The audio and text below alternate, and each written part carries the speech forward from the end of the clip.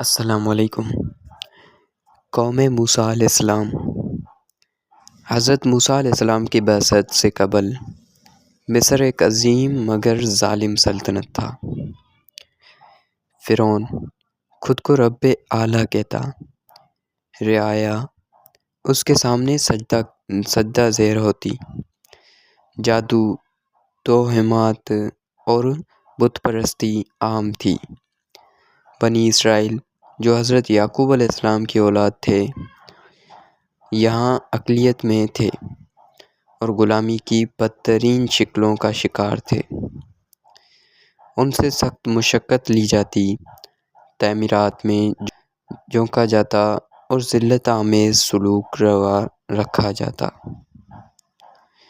فرعون کو نجومیوں سے خبر ملی کہ بنی اسرائیل میں ایک بچہ پیدا ہوگا جو اس کی سلطنت کے زوال کا سبب بنے گا۔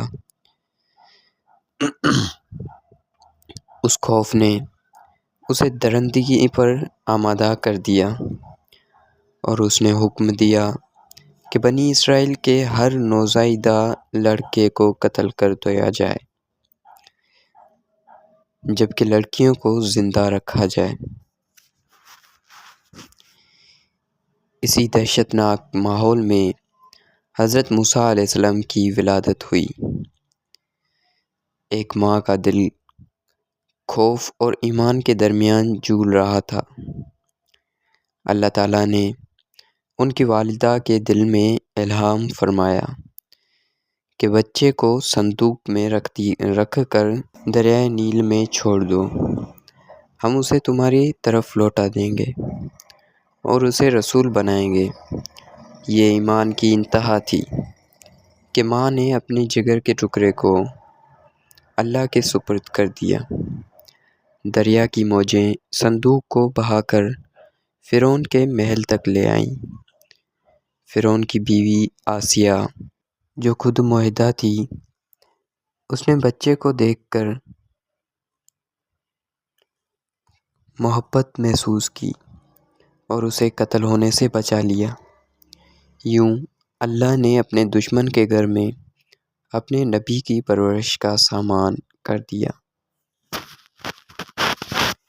حضرت موسیٰ علیہ السلام فرعون کے محل میں جوان ہوئے، مگر ان کا دل محل کی آسائشوں سے وابستہ نہ ہوا۔ وہ بنی اسرائیل کے دکھ درد کو محسوس کرتے تھے۔ ایک دن انہوں نے ایک قبطی کو ایک اسرائیلی پر ظلم کرتے دیکھا۔ غیر ارادی طور پر ایک مکہ لگا اور قبطی ہلاک ہو گیا۔ یہ واقعہ ان کی زندگی کا اہم موڑ ثابت ہوا۔ فرعون کے دربار میں سازشیں ہونے لگی۔ اللہ کے حکم سے حضرت موسیٰ علیہ السلام مصر چھوڑ کر مدین کی طرف روانہ ہوئے۔ تنہا ہیں، سر و سامان، مگر اللہ پر کامل بھروسہ کے ساتھ۔ مدین پہنچ کر حضرت موسیٰ علیہ السلام نے 2 لڑکیوں کی مدد کی جو اپنے جانوروں کو پانی پلا رہی تھی۔ یہ واقعہ انہیں حضرت شعیب علیہ السلام کے گھر تک لے گیا۔ وہاں انہوں نے کئی سال قیام کیا، محنت مزدوری کی، شادی کی اور ایک پرسکون زندگی گزاری۔ یہی وہ دور تھا جب اللہ نے انہیں نبوت کی بھاری ذمہ داری کے لیے تیار کیا۔ واپسی کے سفر میں کوہ طور پر حضرت موسیٰ علیہ السلام نے ایک نور دیکھا۔ وہاں اللہ تعالیٰ نے ان سے براہ راست کلام فرمایا۔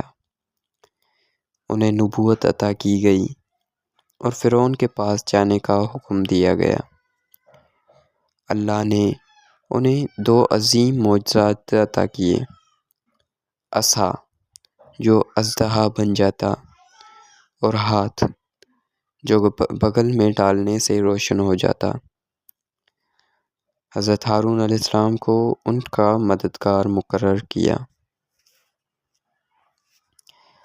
حضرت موسیٰ علیہ السلام اور حضرت ہارون علیہ السلام فرعون کے دربار میں داخل ہوئے، نرمی اور حکمت کے ساتھ توحید کی دعوت دی اور بنی اسرائیل کی رہائی کا مطالبہ کیا۔ فرعون نے تکبر سے انکار کیا اور حضرت موسیٰ علیہ السلام کو جادوگر قرار دیا۔ اس نے مقابلے کے لیے پورے مصر سے ماہر جادوگر جمع کیے۔ مقررہ دن ہزاروں لوگ کے سامنے مقابلہ ہوا۔ جادوگروں نے رسیاں اور لاٹھیاں پھینکی جو لوگوں کو سانپ نظر آئیں۔ حضرت موسیٰ علیہ السلام کے عصا نے سب کو نکل لیا۔ یہ جادو نہیں بلکہ حق تھا۔ جادوگر فوراً سجدے میں گر گئے اور رب موسیٰ علیہ السلام اور ہارون علیہ السلام پر ایمان لے آئے۔ فرعون نے انہیں عبرتناک سزائیں دی، ایمان ان کے دلوں سے نکال نہ سکا۔ فرعون اور اس کی قوم کے انکار پر اللہ تعالیٰ نے پے در پے عذاب نازل کیے۔ طوفان، فصلوں کی تباہی، ٹڈیاں، جوئیں، مینڈک اور پانی کا خون بن جانا۔ ہر بار فرعون وعدہ کرتا، عذاب ہٹتے ہی وعدہ توڑ دیتا۔ یہ مسلسل مہلت اور پھر گرفت کا سلسلہ تھا۔ آخر کار اللہ کا حکم آیا کہ راتوں رات بنی اسرائیل کو لے کر مصر سے نکل جاؤ۔ حضرت موسیٰ علیہ السلام اپنی قوم کو لے کر روانہ ہوئے۔ فرعون کو خبر ہوئی تو اس نے لشکر سمیت تعاقب کیا۔ دریا کے کنارے قوم خوفزدہ تھی۔ اللہ کے حکم سے حضرت موسیٰ علیہ السلام نے عصا مارا، دریا میں راستہ بن گیا، بنی اسرائیل پار ہو گئے۔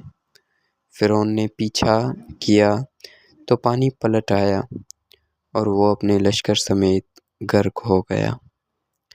مرتے وقت اس نے ایمان کا دعویٰ کیا مگر وہ قبول نہ ہوا۔ اس کی لاش کو عبرت کے لیے محفوظ کر دیا گیا۔ آزادی کے باوجود بنی اسرائیل نے ناشکری دکھائی۔ انہوں نے بت پرست قوم کو دیکھ کر بچڑے کی پوجا کی خواہش کی، سامری کے فتنہ میں پڑ گئے، من و سلویٰ جیسی نعمتوں پر اعتراض کیا اور جہاد سے انکار کر کے 40 سال تک صحرائے سینا میں بھٹکتے رہے۔ کوہ طور پر حضرت موسیٰ علیہ السلام کو تورات عطا کی گئی۔ یہ کتاب ہدایت، قانون اور اخلاقی اصولوں کا مجموعہ تھی۔ بنی اسرائیل سے عہد لیا گیا کہ وہ اللہ کے احکام پر عمل کریں گے۔ حضرت موسیٰ علیہ السلام نے اپنی زندگی قوم کی اصلاح میں گزار دی۔ ان کے بعد بنی اسرائیل کی رہنمائی کا سلسلہ انبیاء کے ذریعے جاری رہا۔ قوم موسیٰ علیہ السلام کی داستان ہمیں سکھاتی ہے کہ معجزات دیکھنے کے باوجود اگر دل میں ایمان نہ ہو تو ہدایت نصیب نہیں ہوتی۔ طاقت، دولت اور فرعونیت ہمیشہ فنا ہوتی ہے، جبکہ اللہ پر ایمان رکھنے والے آخر کار کامیاب ہوتے ہیں۔ یہ داستان ہر دور کے انسان کے لیے ایک زندہ نصیحت ہے۔